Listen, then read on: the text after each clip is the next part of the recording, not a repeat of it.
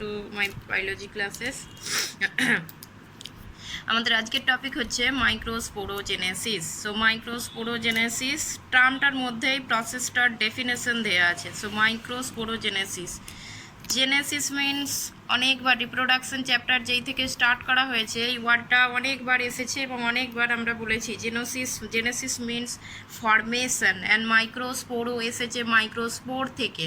তার মানে microsporogenesis is the process of formation of microspore, মানে যেই প্রসেস বা যেই পদ্ধতিতে মাইক্রোস্পোর তৈরি হচ্ছে সেই পদ্ধতিটাই হচ্ছে মাইক্রোস্পোরোজেনেসিস।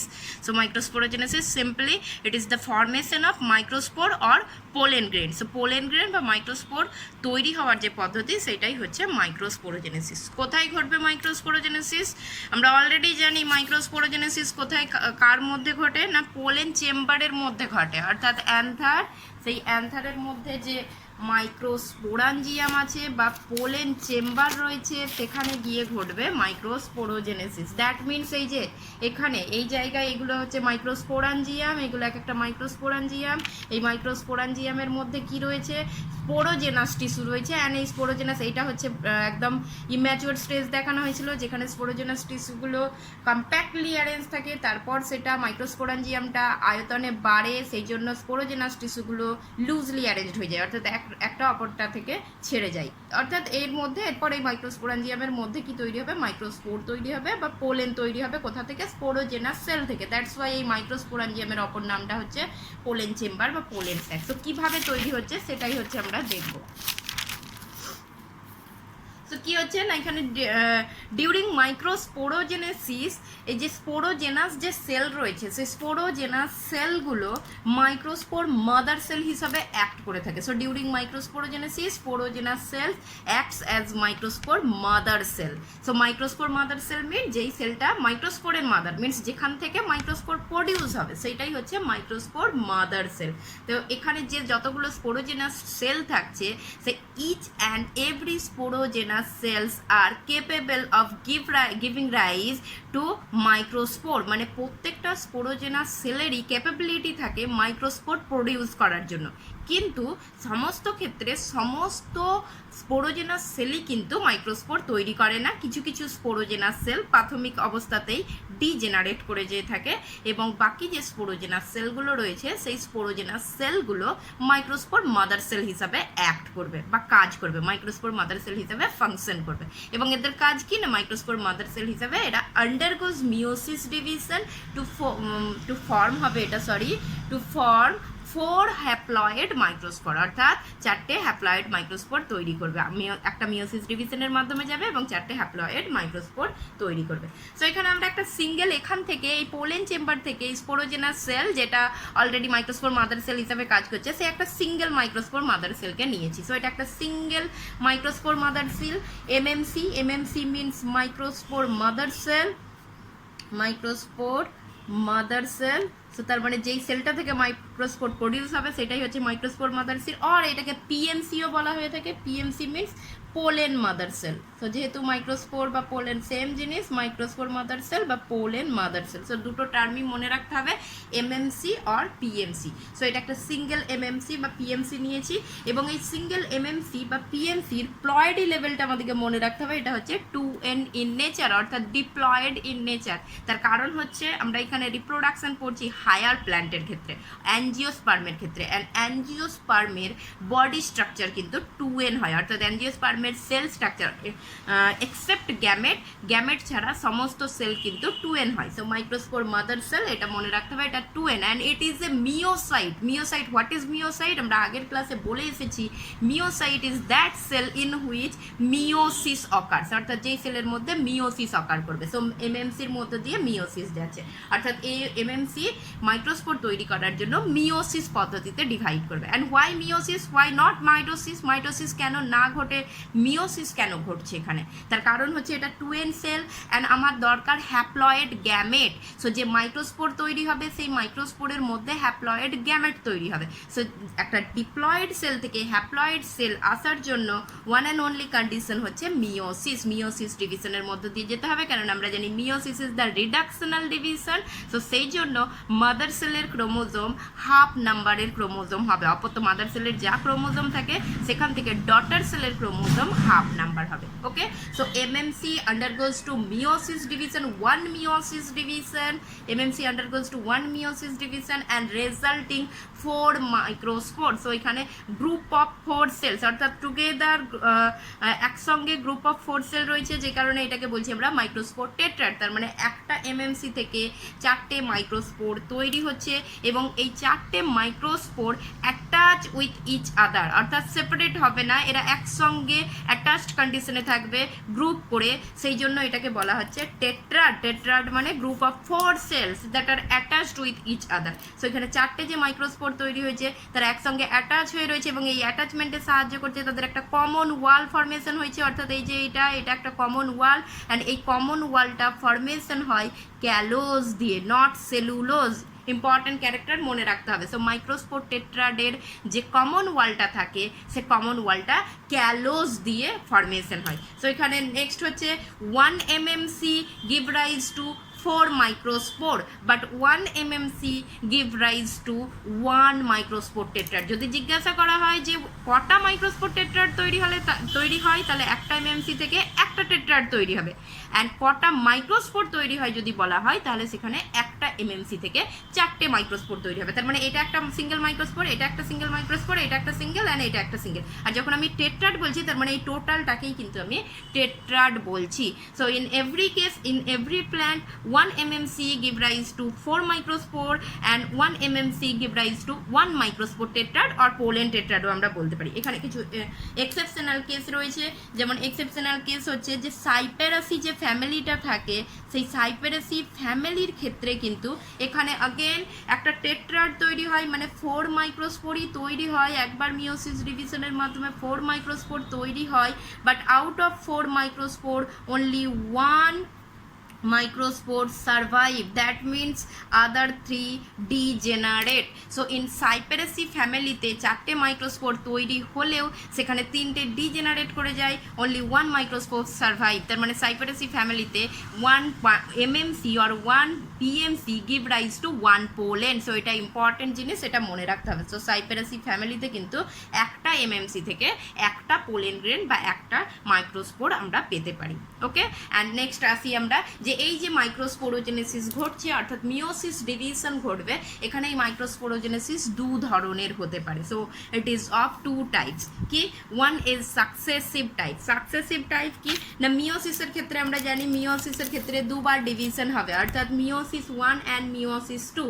সাকসেসিভ টাইপ মানে এইখানে হবে যে karyokinesis, each karyokinesis followed by immediately followed by cytokinesis. তার মানে একবার করে নিউক্লিয়াসের ডিভিশন হবে, সঙ্গে সঙ্গে সেল ওয়াল ফরমেশন হয়ে যাবে। সো সিম্পল আমরা একটা এখানে এমএমসি দেখাই, দিস ইজ 1 এমএমসি, অ্যান্ড এই এমএমসির ক্ষেত্রে প্রথম ক্যারিওকাইনেসিস ঘটছে। So this is first karyokinesis, that is nuclear division. So karyokinesis তার মানে নিউক্লিয়াসের ডিভিশন ঘটলো। সো এখানে হচ্ছে দুটো নিউক্লিয়াস তৈরি হলো, এই একটা নিউক্লিয়াস, এই একটা নিউক্লিয়াস। সো যখন এখানে ফার্স্ট ক্যারিওকাইনেসিস ঘটে গেল অর্থাৎ দুটো নিউক্লিয়াসের ডিভিশন ঘটে গেল, সঙ্গে সঙ্গে ফার্স্ট সাইটোকাইনেসিসও এখানে হয়ে যাবে, অর্থাৎ এখানে সেল ওয়াল ফরমেশন হয়ে যাবে, সাইটোকাইনেসিস ঘটছে। তার মানে এখানে আমরা এই রকম ধরনের এবার একটা স্ট্রাকচার দেখতে পাবো, অর্থাৎ এদের দুটো নিউক্লিয়াসের মাঝে সেল ওয়াল ফরমেশন হয়ে গেছে। তার মানে রেজাল্টিং কি, অর্থাৎ প্রথম মিওসিস, এই দুটো মিলিয়ে কি হলো, প্রথম মিওসিস ডিভিশন ঘটলো, অ্যান্ড প্রথম মিওসিস ডিভিশন আমরা দুটো হ্যাপ্লয়েড সেল পেয়ে গেলাম, অ্যান্ড সেকেন্ড মিওসিস ডিভিশন আবার যখন হবে অর্থাৎ সেকেন্ড মিওসিস, আমি একবারে এটা দেখিয়ে দিচ্ছি। সো সেকেন্ড মিওসিস যখন হচ্ছে বা মিওসিস 2 যখন হচ্ছে তখন अगेन কি হবে, এই দুটো সেল অর্থাৎ এই দুটো সেল কি হচ্ছে ডিভাইড করে আরও দুটো তৈরি করবে। সো এই দুটো তৈরি করলো, অ্যান্ড এই নিউক্লিয়াসটা अगेन ডিভাইড করে কি করবে, আরও দুটো নিউক্লিয়াস তৈরি করবে। প্রথমে অলরেডি এইখানে একটা সেল তৈরি হয়ে গেছিলো, অ্যান্ড এইখানে আবার একটা সেল ওয়াল তৈরি হয়ে গেল। সো সেকেন্ড সেল ওয়াল তৈরি হলো, অ্যান্ড 4টে মাইক্রোস্পোর পেলাম, একটা দুটো তিনটে চারটে মাইক্রোস্পোর পেলাম। সো সেইটাকেই বলছি আমরা successive type. So in this type each karyokinesis followed by cytokinesis. তার মানে ফার্স্ট নিউক্লিয়ার ডিভিশন হলো, সঙ্গে সঙ্গে সেল ওয়াল ফর্মেশন হয়ে গেল, সাইটোকাইনেসিস হয়ে গেল। সেকেন্ড মিওসিস ডিভিশন হলো, অর্থাৎ আবার সেকেন্ড টাইম যখন নিউক্লিয়াসের ডিভিশন হলো সঙ্গে সঙ্গে আবার একটা সেল ওয়াল ফর্মেশন হলো। তো সেই জন্য এখানে বলেছে that is cytokinesis occurs twice, তার মানে দুবার সাইটোকাইনেসিস এখানে ঘটবে। Once at the end of meiosis 1, তার মানে মিওসিস 1-এর পরে একবার ঘটলো, অ্যান্ড ফর্মিং 2 সেল, দুটো সেল তৈরি করছে, and then again at the end of meiosis 2 form 4 cell. So meiosis 2-এর পর আবার একবার সাইটোকাইনেসিস ঘটলো, যেটা 4টে সেল তৈরি করলো। And this is a characteristics features of monocot family. So এটা মোনোকট ফ্যামিলিতে দেখতে পাবো। মোনোকট ফ্যামিলির যে প্লান্টগুলো আছে তাদের ক্ষেত্রে এই ধরনের ডিভিশন দেখতে পাওয়া যায়, সাইটোকাইনেসিসের ডিভিশন দেখতে পাওয়া যায়। And this type of division give rise to microspore tetrad that is isobilateral, অর্থাৎ এইভাবে যে সজ্জিত রয়েছে, টেট্রাডটা যে সজ্জিত রয়েছে সেটাকে বলছি আমরা আইসোবাইল্যাটারাল, মানে 4টে মাইক্রোস্পোর একই প্লেনে এবং পাশাপাশি রয়েছে, সমানভাবে পাশাপাশি রয়েছে। সো এটাকে বলছি আমরা isobilateral type. Okay, and second type is simultaneous type. So simultaneous টাইপটা কি উল্টোটা হবে, মানে এখানে each karyokinesis is not immediately followed by cytokinesis. That means এখানে এই এমএমসি তৈরি হলো, অর্থাৎ এই একটা এমএমসি রয়েছে বা পিএমসি রয়েছে, এই পিএমসিতে ফার্স্ট মিওসিস ডিভিশন ঘটছে। সো মিওসিস 1 হচ্ছে, অর্থাৎ এখানে প্রথমে যদি ক্যারিওকাইনেসিস ঘটে নিউক্লিয়াসের ডিভিশন ঘটলো, তার মানে কটা হয়ে গেল নিউক্লিয়াস, দুটো হয়ে গেল নিউক্লিয়াস। বাট এখানে নিউক্লিয়াসের ডিভিশন ঘটার সঙ্গে সঙ্গে কিন্তু সাইটোকাইনেসিস ঘটবে না, মানে এই যে সেল ওয়াল ফর্মেশন হচ্ছে না, আগে যেটা ঘটছিল সেটা হবে না। নেক্সট কি হচ্ছে মিওসিস 2, তার মানে সেকেন্ড কাইনেসিস ঘটছে, অর্থাৎ এখানে সেকেন্ড টাইম নিউক্লিয়াসের ডিভিশন ঘটছে। অ্যান্ড সেকেন্ড টাইম নিউক্লিয়াসের যদি ডিভিশন ঘটে তাহলে কটা নিউক্লিয়াস পাবো আমরা, 4টে, 1 2 3 4, এইরকম 4টে নিউক্লিয়াস পাবো। অ্যান্ড তারপর আলটিমেটলি এখানে সেল ওয়াল ফর্মেশন হবে। সো এরপর এখানে যে 4টে যে নিউক্লিয়াস তৈরি হলো সেই 4টে নিউক্লিয়াসের মধ্যে এরকম ধরনের সেল ওয়াল ফর্মেশন হলো। সো এরকম ধরনের সেল ওয়াল ফর্মেশন হচ্ছে। এবার 4টে নিউক্লিয়াসের মধ্যে এখানে আমরা 3টে দেখাচ্ছি, অ্যাকচুয়ালি এটা 3D স্ট্রাকচার তো নয়, অ্যাকচুয়ালি 3টে এখানে এরকম ধরনের রয়েছে, সামনের দিকে ফ্রন্ট সাইডে আর একটা আছে ব্যাক সাইডে। সো এইটা হচ্ছে সাইমালটেনিয়াস টাইপ। সো এখানে কি বলছি আমরা, in this type cytokinesis occurs only at the end of meiosis 2, nucleus of PMC divides twice to form 4 haploid nuclei, cell wall forms simultaneously between 4 nuclei resulting in tetrads. Okay, so এখানে আমরা এইরকম ভাবেও দেখাতে পারি যে এই জিনিসটা, এই 4টে নিউক্লিয়াস এইরকম ভাবেও সজ্জিত হতে পারে, অর্থাৎ এইরকম ভাবে 4টে নিউক্লিয়াস এইরকম ধরনের থাকবে, প্রথমে এইরকম ভাবে ডিভিশন হয়ে যাবে, তারপর 4টে নিউক্লিয়াস একটা সেলের মধ্যে আমরা দেখতে পাচ্ছি 4টে নিউক্লিয়াস রয়েছে, এরপর প্রত্যেকটা নিউক্লিয়াসের চারপাশে আমার ওয়াল ফর্মেশন হবে। সো এইরকম ধরনেরও হতে পারে। তার মানে এখানে কি বলছি আমরা, in this type cytokinesis occurs only at the end of meiosis 2, তার মানে মিওসিস একবারে কমপ্লিট হবে, তারপরে এখানে সাইটোকাইনেসিস হবে। So nucleus of PMC divides twice, তার মানে দুবার ডিভিশন হয়ে গেল, এখানে প্রথমবার ডিভিশন হলো, এখানে সেকেন্ডবার ডিভিশন হলো, দুবার ডিভিশন হলো।